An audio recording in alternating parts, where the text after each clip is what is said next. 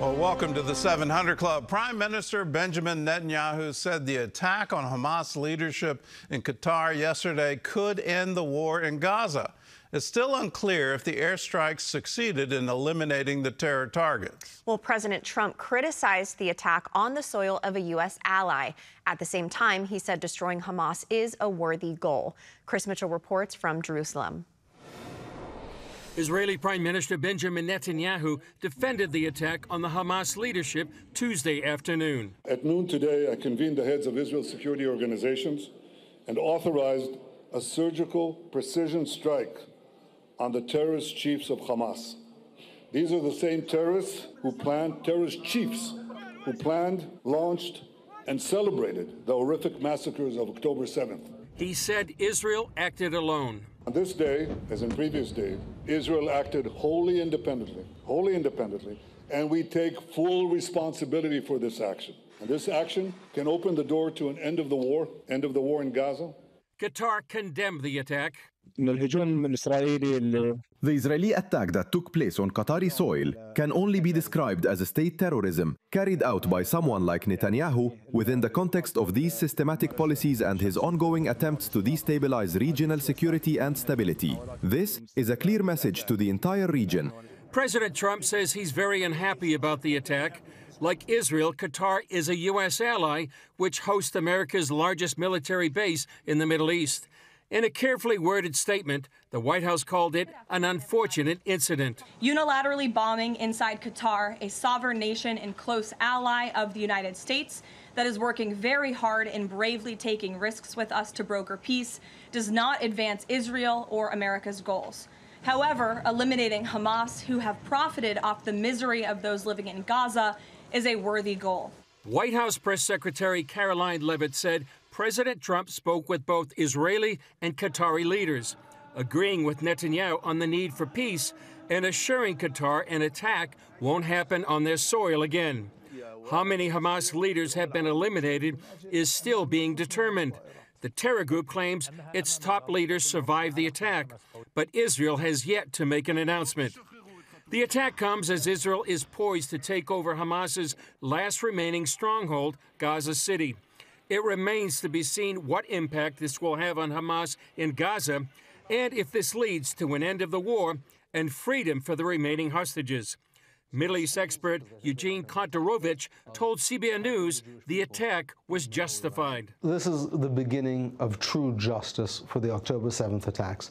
The people who were killed in today's attacks are the top brass of Hamas. They're the people who organized, who authorized the October 7th attack. They are the Adolf Hitler, let's say, of the Islamo-fascist regime of Hamas. And finally, they're being called to account.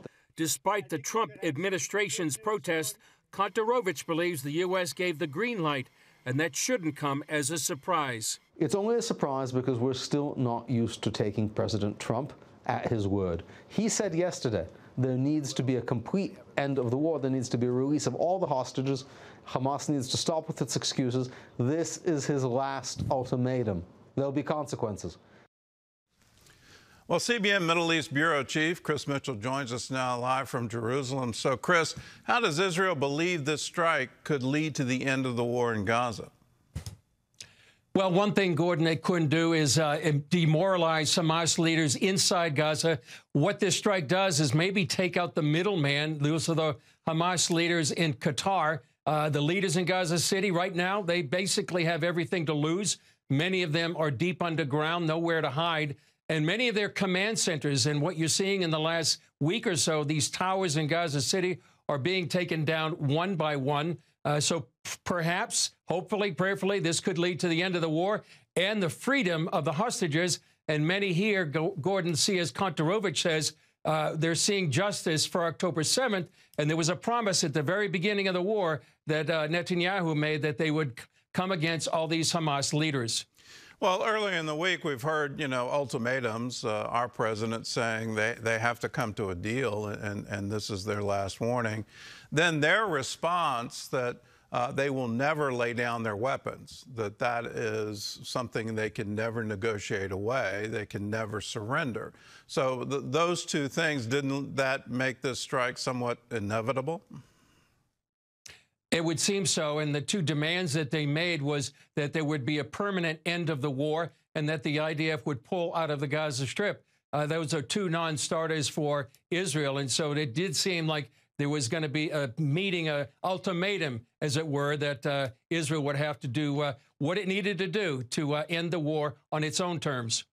Well, what do we know about the success of the strike? Hamas is saying the leaders are fine and it didn't hit them. What are you hearing in Jerusalem? Well, right now, Gordon, we're hearing it's unclear. I mean, the more it goes on, Israeli leaders seem to be a little bit pessimistic that they may have failed to eliminate the top leaders. We do know that 5 lower-ranking members have been killed.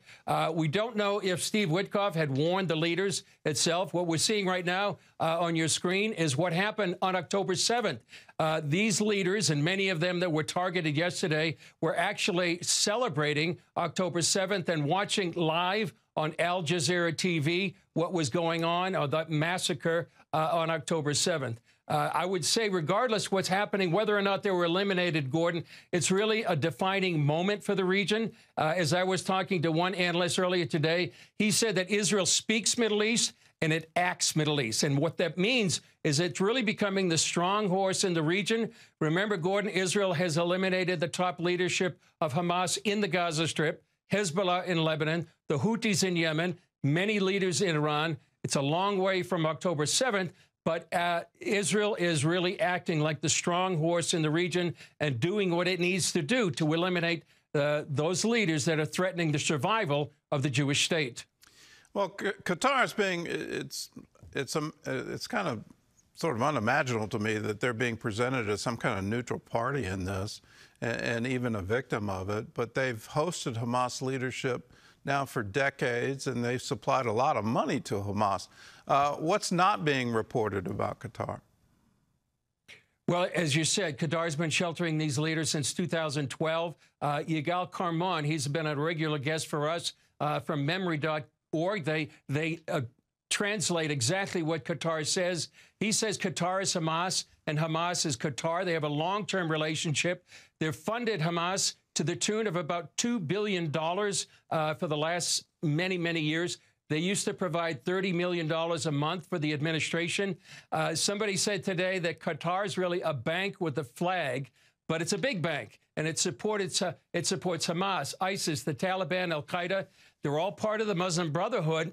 They've invested billions in U.S. universities, all in an attempt to divide, conquer, and implode Western civilization. That's what many people don't realize about Qatar. They've supported all these goals. In 1991, there was a memo, Gordon, that was put out, and the Muslim Brotherhood wants to establish a global Islamic state. They're secretly planning that, and Qatar is really, through its billions of dollars, is trying to openly enable the establishment of that Islamic state on the global stage. Why don't leaders in Europe and the United States, the so-called Western world, why don't we ever seem to really get that? That, you know, here you have this picture of the leadership of Hamas, and they're watching the October 7th attack on television, and their response is to bow and pray and say, Allah Akbar. I mean, it just seems to be you know, an incredible demonstration of the ideology behind this and why there always seems to be sheltered, whether that's in Lebanon or in Iran or in Egypt or in Gaza or in the West Bank. It just seems to be a continual thing within the Islamic world. And we don't ever seem to recognize this as a threat to our very way of life. Why is that?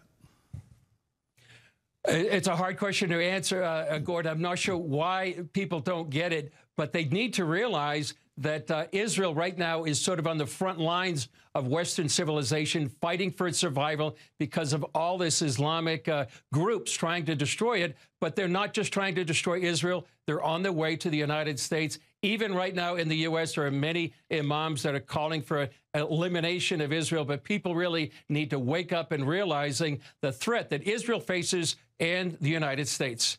Do you think President Trump gets it? You know, there's been reports that the strike wouldn't have happened unless the U.S. gave some kind of green light. The initial report from Israel is that the U.S. was read into the strike. There's some reports that somehow or other there was a message to Qatar in all of this. Is he trying to play both sides of the street?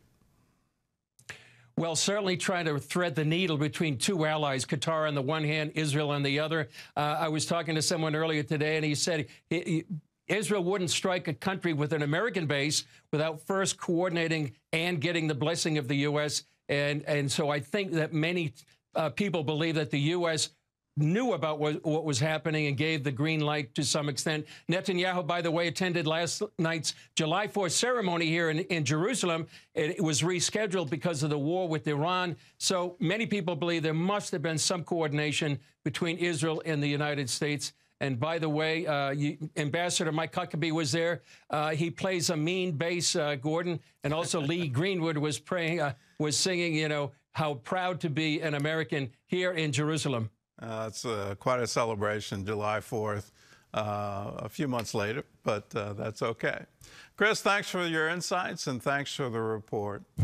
In other news, we may be looking at war for NATO. For the first time, a NATO nation engaged with Russian drones headed for Ukraine. John Jessup has that story and more from our CBN News Bureau in Washington. John? That is right, Gordon. Poland said the drones crossed into its airspace as part of a massive Russian attack on Ukraine. According to Poland's prime minister, Polish and NATO forces shot them down. The Poles labeling the incursion a, quote, act of aggression that posed a real threat to the safety of citizens. Despite President Trump's attempts at a peace deal last month, Russia has been increasing its attacks on Ukraine. Ukrainian President Zelensky is calling for more support from its allies. Well, here at home, a downbeat report on the economy is raising concerns. Fewer jobs have been created in the last year than initial estimates suggested. According to revised data released by the Labor Department, the economy added about 1,911,000 fewer jobs than previously reported. Some 12,000 manufacturing jobs have been lost in the last month alone.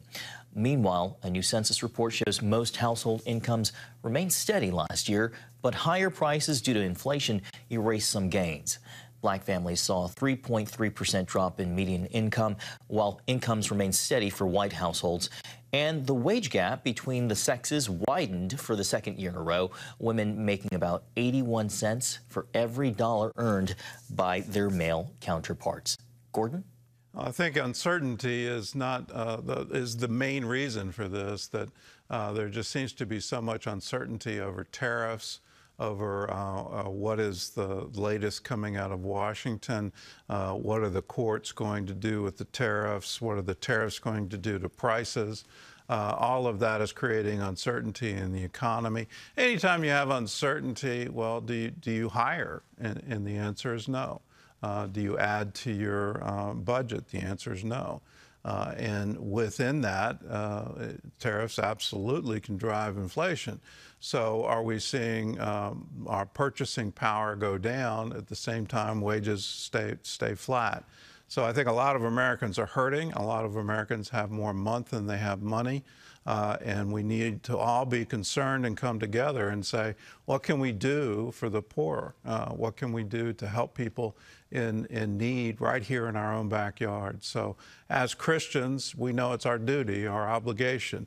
Whatever we do to the least of these, our brothers, our sisters, the more we do for them, the more we're doing for the kingdom of God.